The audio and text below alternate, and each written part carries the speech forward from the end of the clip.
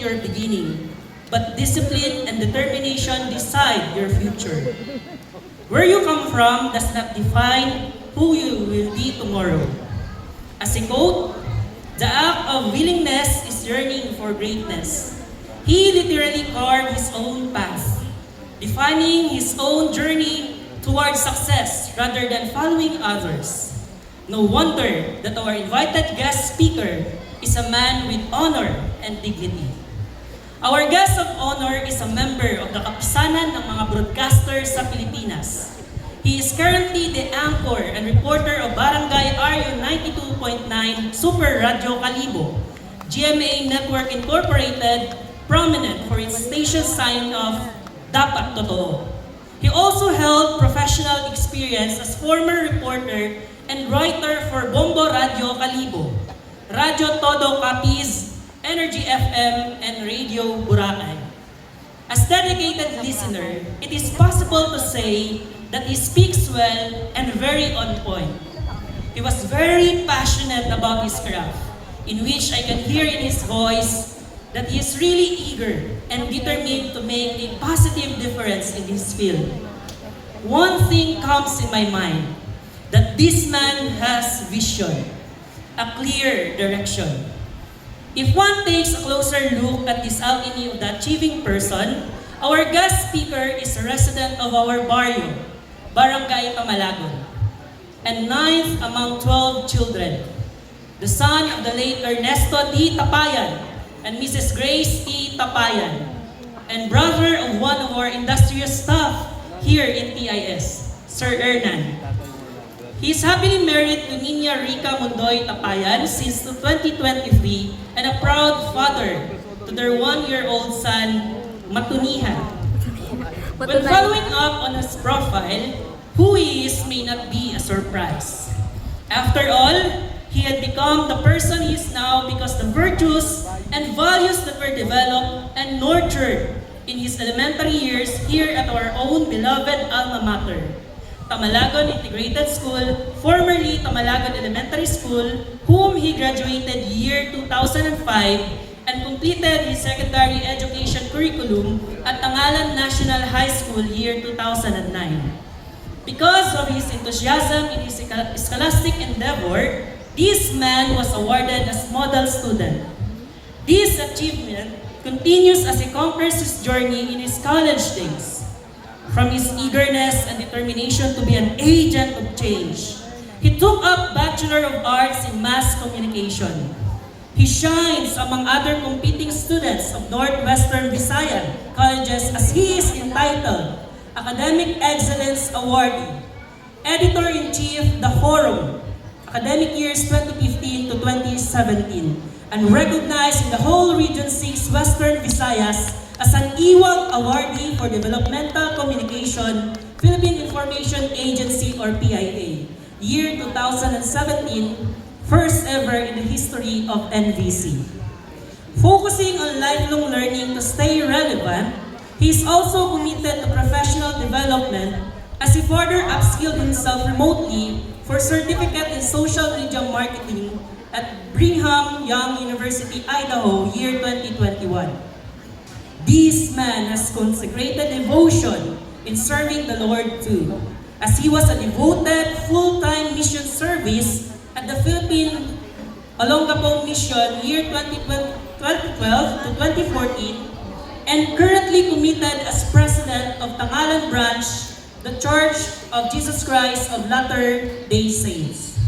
Our guest of honor is the living medium of a man who happened to be born in the right place at the right time, coupled with an inspiring background. It was not therefore surprising that he has become a devoted journalist and community leader. This is not just a story, ladies and gentlemen, but a story of every student and pupil who wants to be a winner. Finally, he is indeed a fascinating individual, and we are grateful for his presence among us today. Without further ado, may I request every one of us today to stand and join me welcoming our guest speaker this morning. Ladies and gentlemen, Kaibahang Darwin Tarusan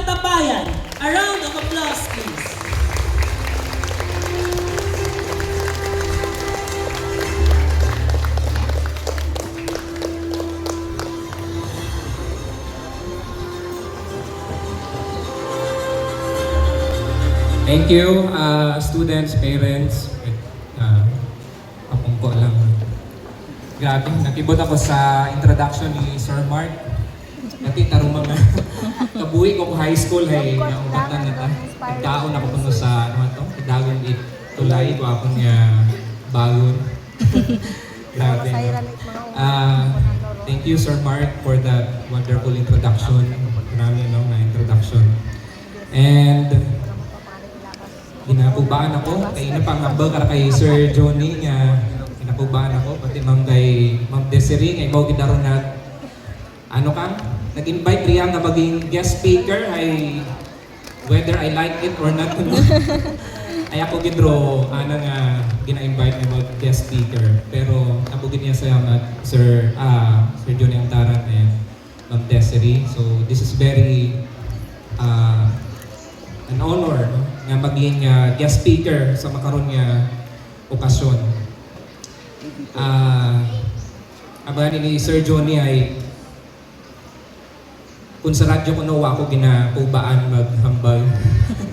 Pati man ni Kapitan Eugene Teina dapat niya ni Manay waka na pubaan sa radyo ka man nag-ubra.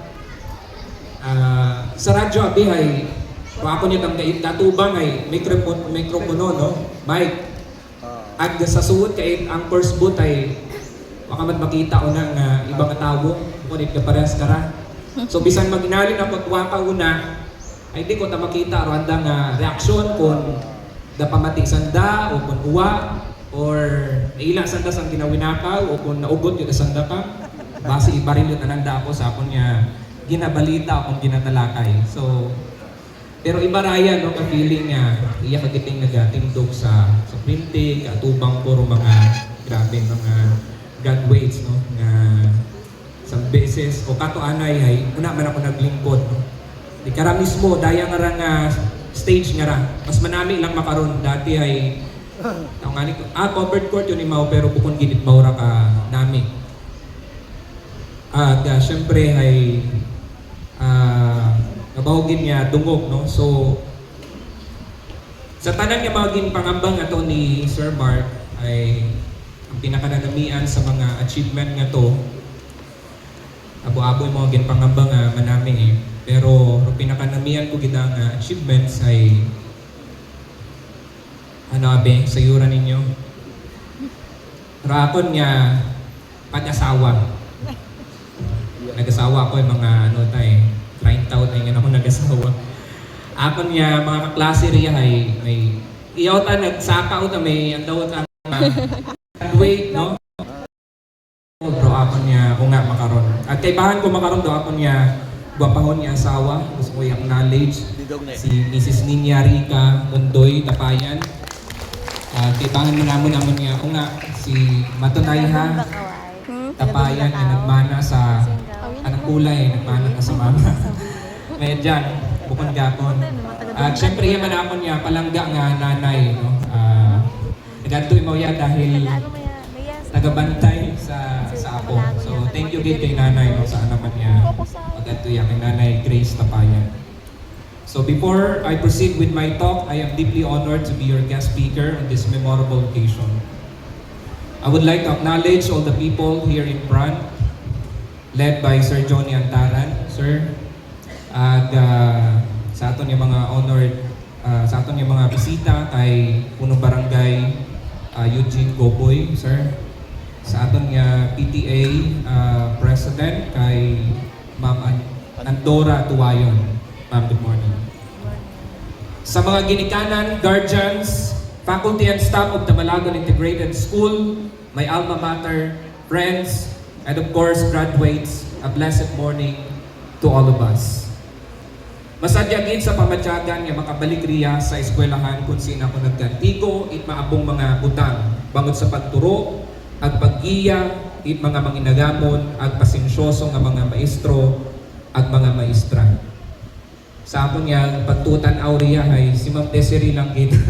Pero abilin riya nga naging maestra na ako.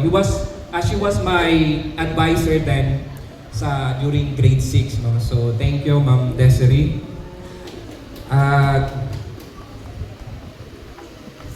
Iya man ako nagkaantigo sa paghampak in Chinese garter, jumping rope, at jackstone. May gahampang bakaron makara ikuyan niya ron. Kuwaon siguro, no? Pero basta ang bawo niyo mga hagampangon karon itbayi, no? Pero ay ginahampang man namon katuron mga laki. Pagampang itholen, text, goma, luksong baka, hagmaabo pa. May makaroon pa nga mga hampang. Awagon, may text, may goma, may holen. May na pa. Cellphone lang. Basta ML yun na makaroon duuso, no? ML, ano pa.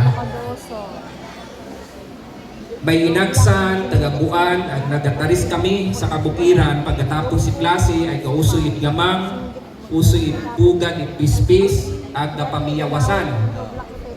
At doon na kami kato sa mga bukid, di ba? Tapos ilabas, sampit na ang mga klase kato nga ano kami, ito sa bukid, usoy ta kami pugan, ipispis, at biyawas. Durayang pagtapos ninyo sa elementary hay umpisa pagang it mas mahayag ninyo nga pag-aabuton. Magpadayon kamo ag magtinguha nga maabot ninyo ro inyong handom, kamo hay magiging leader sa ulihi. Mayat nga tatay ag mga nanay sa inyong pamilya, leader sa atong komunidad, mga leader sa inyong mga kumpanya, sa simbahan o kung sa gobyerno.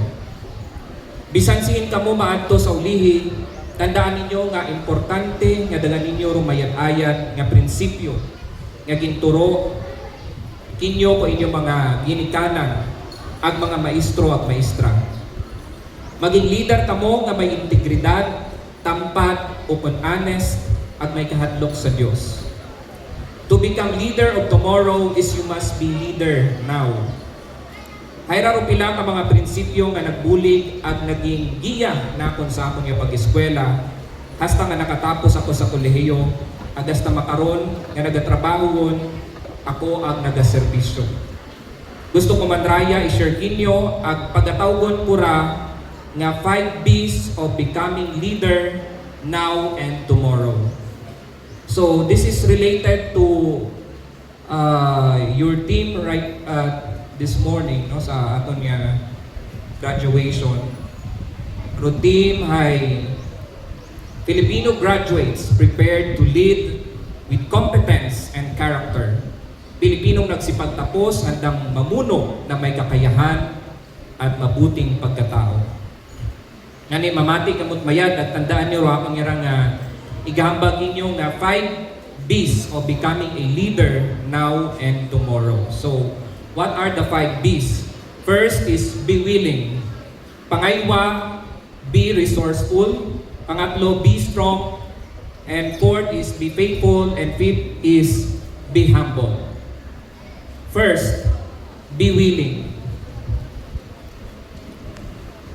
Kung uwa ka mo'y willingness o kung pagkusa, bisan inaling kinyo ito hay hindi ka mo magtuon o kung maghugag. But ang bawon karon hay tamad, sarado ro piniino. So waman siguro kit kamo no naila nga tawgon nga tamad o kung sarado ro inyo nga pinuino. Parehas it sanduko nga bisan inalin mo itgabo, kung bingaw man ag uway bain hay alin. Di man magdugot, di ba ga? Duin nyo nga willingness ay nagaumpisa sa pagpamantaw ninyo sa inyo nga kahimtangan, sa inyo nga ikasaram, at sa kung ano gusto ninyo maging kamo sa ulihi. Butang bagon, may paggaom kamo. Puno kamo'y handom sa kabuhi. Do willingness ninyo ro nagapaugan sa inyong uobrahon, bangod ginbuot o kung gingusto ninyo ron. Ay kung halimbawa, ginsubok kamo ni nanay nyo nga uwa man sa inyo nga buot, ay di ba medyo mabugat magsunod, no? To man na, ay bakal to yang daw sa baraka. Ay kung wala kita nila, ay kasi nilpot na kita, ay medyo mabugat magsunod. So kinahanglan naton willingness. At nag-umpisa ron sa pag-intindi sa aton nga kahimtangan. Yani, please be willing to learn, to be master and leader. Pagka-graduate ko sa high school kato, nagamba ako kay tatay. Tay, may eskwela ako sa college. Do sabat ka ako ni tatay, maupat ka, nga uwa ka, itpakpak. Butang bagon, may eskwela ka, masayod mo man, pobre kita kung hindi makasarang sa pag-eskwela sa college. Uwa ko na akin kay tatay. O ko nadugaan ipagdaon sa anang atong sapat. Sa baylo ay nag-usoy ako ipaagi nga maka-eskwela. Nagbuo ako it scholarship sa Northwestern Visayan Colleges sa Kalibo at nakapasa ako it 100% nga libre ako sa akong tuition with maintaining grade. That is willingness. Kung gusto, may paraan. Pag ayaw, maraming dahilan. So, baron ka lang doon. Uwa mabti ni tatay nga nagtapos ako sa kolehiyo, bangod namatay imaw bago ako mag-graduate. Doan ang hinambang nga to kakon ay naging motibasyon nakon ag mabaho ang pagpalangga sa ang ama sa anang mga sakripisyo para kamon nga dusi ka magmangangkod. Baabo kami no? Dusi. Pangsiyam ako. Mamatro ang pagpasalamat kay nanay sa anang pagpalangga, pagpabaho ag paggiya kamon. So iya si nanay, so salamat gid kay nanay. Second, be resourceful. Bilang isa ka leader, nagausoy ka mo pamaagi ag bukod independent sa tanan nga butang sa inyong mga ginikanan o kung sa ibang nga tawo. Gusto ninyo nga maging self-reliant o kung magtindog sa inyong dugalingon nga sige. Buot habagon, nagausoy ka mo pamaagi kung paano ninyo mapadayon ro inyong pag-eskwela sa pihakit mga problema kapareho abimana it kakugangan it kwarta. Jaruyan kita ro, common naton nga problem, no? Ro, manato ay di un mag-eskwela ay man kita tikasarang, wa kita kwarta, hindi magsuhod sa klase, wa kait bagon. Nadumduman akon kat elementary ako, tauwang kung nadumduman raya ni Ma'am Desiree. At iba pangan na mga naging maestro na akon, akon yung mga kaklase riya, katong akon nga bag, ag bisan pulsa, it short nga ron, ay may mga bayawas. Nakaon kamot bayawas? May sarali. Kasi yung sarali? Kung magkaon ka, ay gapuga imong ipon, matya nagmama ka. Ro, rason karon naman nagadaga ako, ay ginabaligya na akon. Kung uwa ka to'y klase, ay galibod ako it mga kumbo, suman, at mga tinuga, agud may akon nga bawon nga kwarta pagbalik sa eskwelahan. Pagtungtong it high school, kung uwa ipamasahe, ginabaktas kuman paadto ag pauli. So ginabakaina nga sa Tangalan National High School ako nag-eskwela. Amon nga bagay ito sa Tagalpon, sitio Tagalpon. So may iya siguro nga taga sitio Tagalpon, sa man kamo kung anong kagayo ro aton agro banwa para baktason halin agahon ag baktas man yapon pauli. Do pagiging resourceful naton ay bunga it atong willingness. Manon ko, kung gusto, abong paagi. Pero kung uwa na ila, ano ro kasugpon? Sa Tagalog, no? Pero ginaganon ko, kung gusto, abong paagi. Pero kung uwa na ila, abong arte. Diba? Kung uwa ka na ila ay abo-abo ang arte. Pangatlo, be strong. Magpadayon kamo. May mga kalistanan gid samtang nagatinguha kamo, samtang nagahimakas kamo. Hambal sa scripture, be strong and of good courage. Be not afraid, neither be thou dismayed, for the Lord thy God is with thee whithersoever thou goest. Do importante, ayaw kamo magpundo. Kung magpundo man, ay isipon nyo lang nagpahuway kamo at bukon doyon do katapusan. Do kalisod nga ron, doyon ro gahanas kinyo nga maging mainagamon, maging mayag nga mga tawo, maging mabaskog at malikon nga mga individual. Piniinuhon ninyo nga tanan kita nagaagi it kalisod. Bukod raya ay pangarehas para katon, pero sa tanan nga problema ag kalisdanan ay may solusyon gidron. Be strong ag atubangon ro mga problema. Pangat-at, be faithful. Pag inamba tong be faithful, ay be faithful to God. Do Diyos ro makaako, makagagahom, ag manginaghamon sa tanan. Tag sa kolehiyo ko, kat nag-aumpisa ako sa college, naagyan akon nga maabong beses nga uwagid ako kwarta. Mas malisod pa akong sa college kasi abo nga gagastuson. Makaroon elementary hay, pwede mo nga baktason, halin sa bagay, paadto eskwelahan. Pero kung sa college ka, para sa kakon ay sa kalibo ako sa eskwela, so kinangat ko pamasahe yagi. So karta yagi ron. Pag abot ito, ako yung pagkaon, diba? Panggastos pa sa mga project. So, bisan nga ni pamasahe pasugod sa eskwelahan ay uwa it mabuan. Nagasalig lang gid ako sa aton nga Ginoo, nga buligan na ako nga giyahan na ako o kung taw-an pamaagi kung paano nakon ma-survive ro kada adlaw, Domingo, mga binugan ag dinag-on it pag-eskwela sa kolehiyo. Nga ninagihan ko nga samtang sa jeep ay mamatay nagasakay ako sa jeep nga wa takot pampamasahe.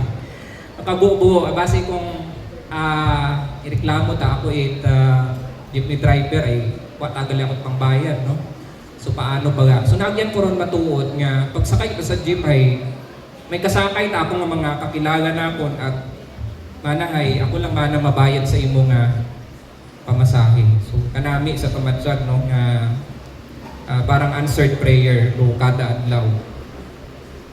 Ngani nagihan ko nga ngani ginahambag ko kinyo palangga kamo it Dios, magsalig at magtuo kamo kana. Sayod ko nga uwa imaw nagapabaya sa anang mga inunga hambal ni Jesus Christ, no? O aton nga Ginoong Jesucristo sa Bible man gihapon, ask and ye shall receive, ask and it shall be given you. Seek and ye shall find. Knock and it shall be opened unto you. For everyone that asketh, receiveth, and he that seeketh, findeth, and to him that knocketh, it shall be opened. Panglima, fifth and last, nga sa 5 B's, no? Be humble. Ano man nga kadalagan nga maabot ninyo sa pag-eskwela at sa kabuhi sa maabot nga mga inadlaw, magkaantigo kamo mag-ulikit. Baligdan ninyo ro mga tawo sa likod ko inyong mga kadalagan. Pasalamatin ninyo ro inyong mga nanay, tatay, mga lolo, lola, tiya, tiyo, mga igmanghod. At bisan ibang nga tawo nga nagbulig ninyo. Pasalamatin man si ma'am at si sir, aton yung mga maestro at maestra. Bisan imo nga kaiping makaron, imo nga kaklase, imo mga amiga at amigo. Tanan sa daron ay kaparte ko imong paghimakas, pagtinguha, kalisod, kalipay at kadalagan. Ibalik ninyo raya pinaagi sa pagserbisyo kanda sa aton nga komunidad, sa aton nga eskwelahan o kung bisan siin kamo mag-adto. At magserbi na inspirasyon kanda. Do pagserbisyo sa isig katawo ay nagapakilala it aton nga pagpatiubos o pagpaubos, pagiging humble. Malipayon ako nga bilang leader sa among nga simbahan, the Church of Jesus Christ of Latter-day Saints, iya sa Tangalan, ay may oportunidad ako nga magserbisyo sa simbahan at sa komunidad. Nagahiwat kami mga community service, kapareho it brigada, nagabulig kami sa mga brigada eskwela. Ang iya sa Tamalagon Elementary School ay nakahiwat kami it community service. Kuamon nga mga miyembro sa simbahan. Gabaw sa tanan ay pagbulig sa mga tawo nga magdapit kay Jesucristo paagi sa anang nga ebanghelyo. Bilang isa ka broadcast journalist, nagabulig ako sa mga tawo sa pag-imporma, pagsuko sa fake news, misinformation at disinformation at pagtindog sa kamatuoran. Makaron digital age, malisod yun makaron amat masayuran nimo kung imo ginapamantaw nga balita o kung video sa social media or sa Facebook hay minatuod. Bangot yan sa mga fake news nga nagalapta. Kapin pa makaroon na uso ro daya nga artificial intelligence o kung AI, no? Tag-robot nga pwede tayo mag-ubra-ubra it. So ruyon, so be careful kita no sa ruyon nga ron nga mga fake news. So natandaan ninyo, do you do 5 B's no? So una, be willing, pangaywa, be resourceful, pangatlo, be strong, pangapat, be faithful, at panglima ay be humble. So kung kaya nyo madumduman, una ay be willing, be resourceful, be strong, be faithful, be humble. Wow, very good. So thank you no sa memorize. So kabay pa nga makabulig kinyo ro yun, no? Bukod daya ro tanan nga mga prinsipyo nga makabulig para maging successful ka mo in life, but rayang nakita na kon nga mga pamaagi kung paano ako naging na-achieve na ako ro ako nga mga kadalagan sa kabuhi. Makaron ginapaabot ko ro ako yung pagdayaw sa mga maestra at maestro at tagdumagahan at eskwelahan sa inyong katutong, pasensya at pagpalangga sa pagturo sa mga inunga, bukod yamang it mga kaagang, kundi insakto nga pag-inugali. Doa ko niya pagdayaw at pagpasalamat sa tanan nga mga ginikanan, sa inyong nga pagpalangga, ugod, sakripisyo, at pasensya sa inyong mga unga sa pagpatuon ganda. Doa ko man yung pagdayaw kinyo, mga graduates nga iya makaroon. Salamat man sa inyong pagpalangga sa inyong mga ginikanan, paghugod at pagsakripisyo sa pag-eskwela. Kabay pa, tandaan ang ikabuhi rayang 5 B's of becoming a leader today and tomorrow. So man, be willing, be resourceful, be strong, be faithful, be humble. Inspired by my own experience. Salamat ag sa uman. Congratulations kinyo tanan.